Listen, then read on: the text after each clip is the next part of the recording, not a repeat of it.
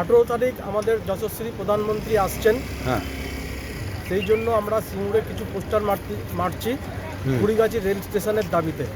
তাই খড়িগাছি যে ইন্টেরিয়ার জায়গা, সেখানে অসংখ্য মানুষ রয়েছে।